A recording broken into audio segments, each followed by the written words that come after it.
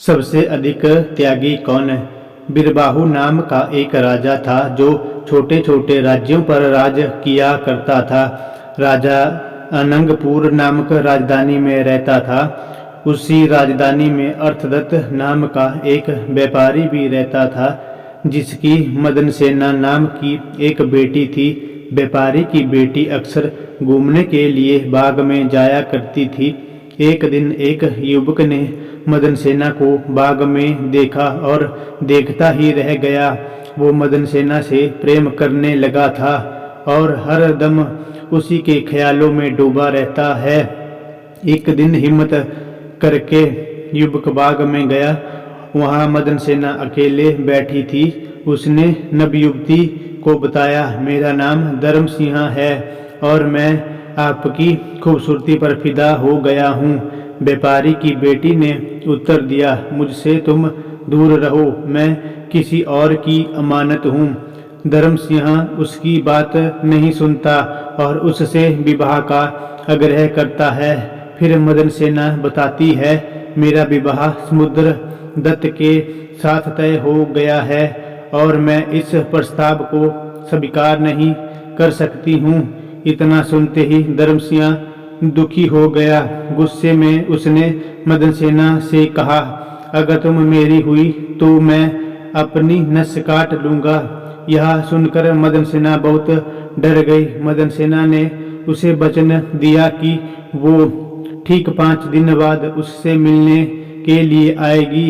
यह सुनकर धर्म सिंह खुश हो गया। 5वें दिन मदनसेना का विवाह समुद्रदत्त से होना था।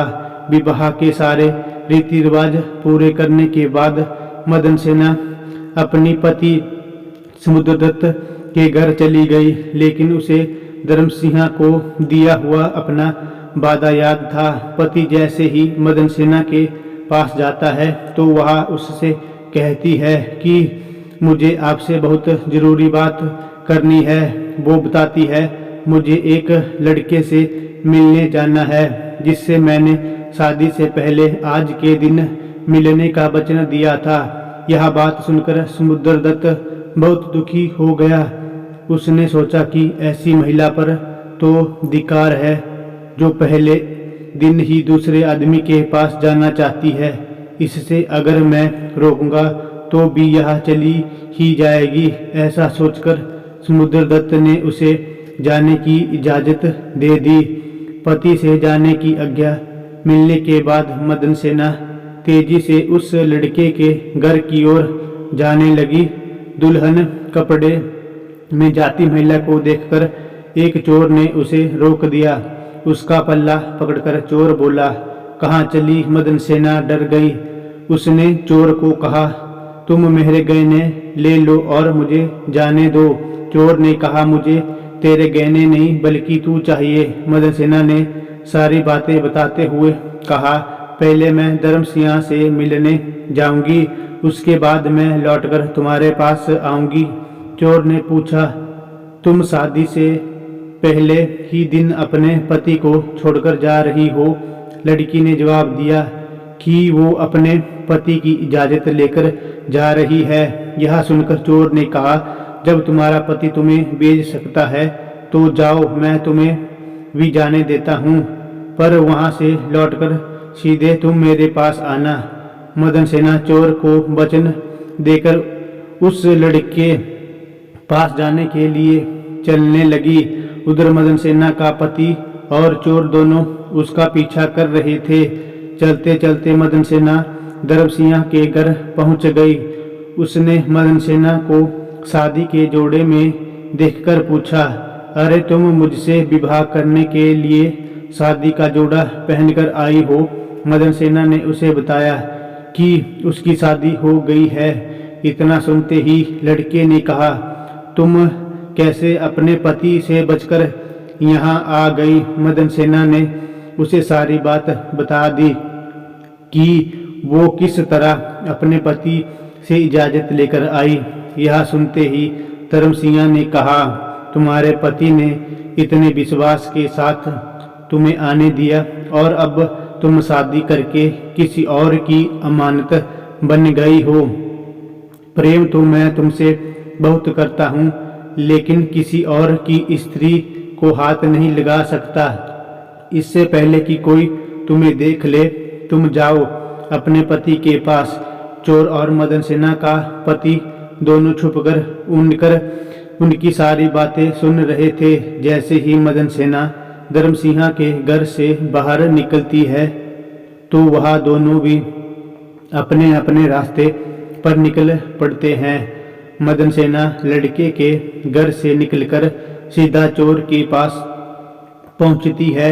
चोर उसे देखकर मन में सोचता है, यह कितनी पवित्र है, इसके साथ कुछ भी करना गलत होगा। साथ ही उसे धर्मसिंह के घर की बात भी याद आ जाती है। वो मदन सेना की सच्चाई और धर्मसिंह के त्याग को देखकर प्रभावित होता है और कहता है, जाओ अपने पति के पास, यहाँ क्या कर रही हो। ऐसा कहकर चोर मदन सेना को उसके घर तक छोड़कर आता है। बेताल मदन सेना की कहानी रोककर राजा से पूछता है, हे राजन, अब यह बताओ, इन तीनों में से सबसे बड़ा त्याग किसका है। विक्रमादित्य कहता है, बेताल, सबसे बड़ा त्याग चोर ने किया। इतना सुनते ही वो राजा से पूछता है, कैसे। विक्रमादित्य कहते हैं, सुन बेताल, मदन सेना का पति उसे यह सोचकर जाने देता है कि यह दूसरे व्यक्ति के प्रति आकर्षित है। ऐसा स्त्री का क्या करना। धर्मसिंह उसे दूसरे की पत्नी समझकर छोड़ता है और उसे यह बोध भी था कि वह पाप कर रहा है। साथ ही इस बात का डर भी रहा होगा कि मदन सेना का पति सुबह होते ही उसे राजा से कहकर दंड न दिलवा दे।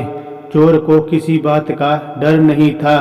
गहने से लदी स्त्री को उसने त्याग दिया। वो हमेशा से ही पाप कर्म करते आ रहा था, इस बार भी कर लेता तो उसका कुछ नहीं बिगड़ता। इसी वजह से चोर का त्याग बड़ा है। राजा का जवाब सुनकर बेताल बेहद खुश हुआ और बोला, राजन, तूने मुंह खोल दिया, अब मैं चला। इतना कहकर बेताल एक बार फिर से उड़ जाता है।